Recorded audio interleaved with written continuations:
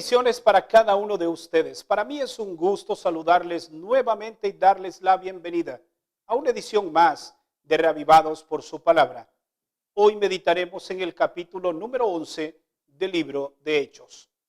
Después de la experiencia de Pedro y Cornelio, cómo estos fueron unidos por una visión, cómo la familia de Cornelio y muchos que estaban con él fueron transformados también al cristianismo. Pedro se dispone a ir donde estaban los discípulos y al llegar tuvo que explicar la razón por la cual fue a este lugar.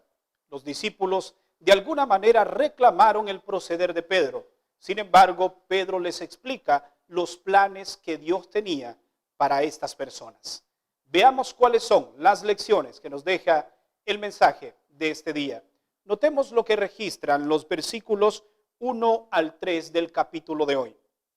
Los apóstoles y los hermanos que estaban en Judea oyeron que también los gentiles habían recibido la palabra de Dios.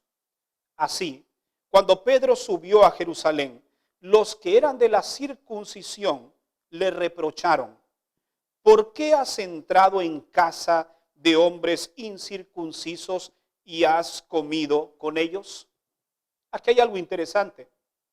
Estas personas, estos discípulos, no estaban contentos con la conversión de estas personas, pero sí se fijaron en que estas personas estaban en una condición, según para ellos, perdidas. Reclamaron a Pedro enérgicamente el hecho de haber llevado el evangelio a estas personas. Pedro se dispone a responderles en los versículos 4. Entonces Pedro empezó a contarles por orden lo que había sucedido.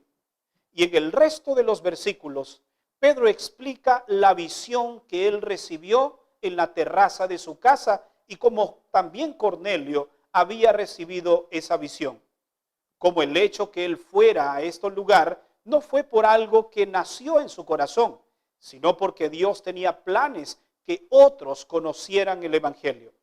Al igual que Cornelio, Dios busca hombres en todas las esferas que están dispuestos a recibir el evangelio y que son necesarios para la obra de Dios.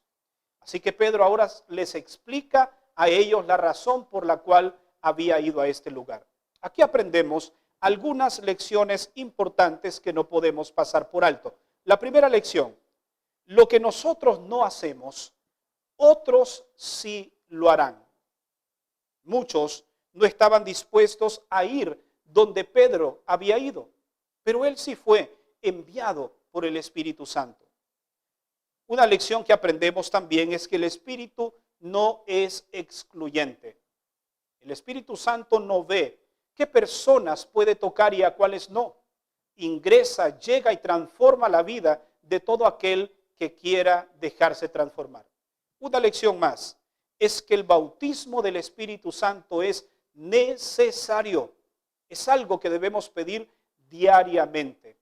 Una lección más es que nosotros no debemos ser obstáculos para que otros lleguen y conozcan del evangelio.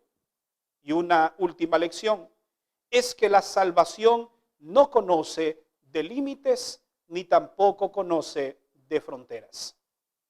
Notemos ahora lo que registran los versículos 19, 20 y 21. Esto es hablando con relación a la persecución que tuvieron los discípulos y cuáles fueron sus frutos. Los que habían sido esparcidos por la persecución que vino después de Esteban anduvieron hasta Fenicia, Chipre, Antioquía, y nadie predicó la palabra sino solo a los judíos. Había entre ellos algunos de Chipre y de Cirene, que cuando entraron a Antioquía hablaron a los griegos y les anunciaron el evangelio del Señor Jesús. La mano del Señor estaba con ellos y gran número creyó y se convirtieron al Señor. Aquí podemos ver que algunos discípulos todavía guardaban algunos recelos o prejuicios en su corazón.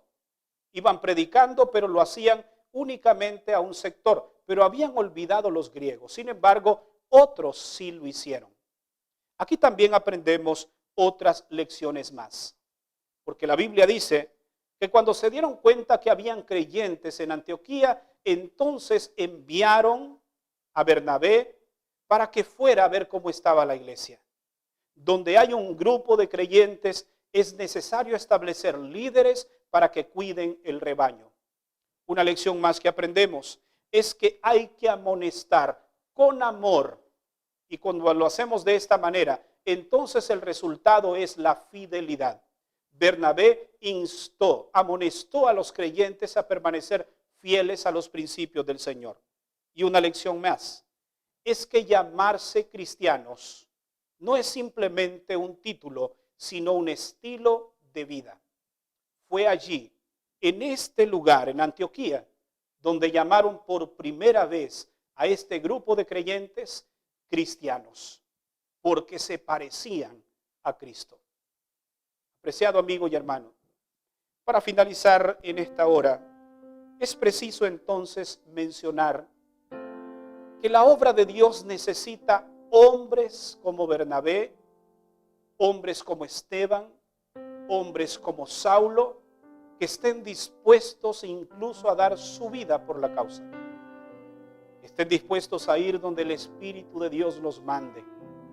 Hombres que como Pedro, llenos del Espíritu Santo, pueda romper las barreras, los prejuicios que nos separan de aquellos que necesitan conocer la salvación.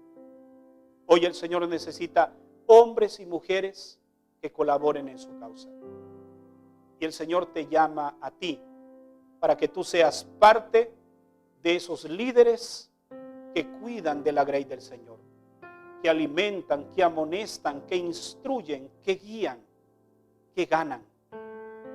Y qué maravilloso es experimentar cuando alguien viene a los pies de Jesús gracias al Espíritu Santo, pero también gracias a nuestra influencia.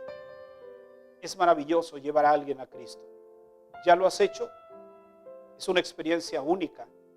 Yo te invito a que lo hagas. Lo único que debes hacer es testificarle a otros de lo que Cristo ha hecho por ti. De esa manera estarás llevando el mensaje de salvación y vida eterna. ¿Te gustaría hacerlo? Si es así, te invito a que inclines tu rostro. Vamos a orar. Padre nuestro que estás en los cielos, hoy queremos ser Bernabé, Pedro y Saulos modernos, líderes con compromiso, líderes con visión, líderes con deseo de servirte donde quiera que tú nos envíes. Gracias por el llamado que nos haces y aceptarnos en esta obra. Transforma nuestra vida y una vez más bautízanos con tu Espíritu Santo. Te lo pedimos en el nombre maravilloso de Cristo Jesús. Amén. Gracias por habernos acompañado en el mensaje de este día. Recuerda que mañana estaremos nuevamente aquí para una edición más de Reavivados por su palabra. Que Dios te bendiga.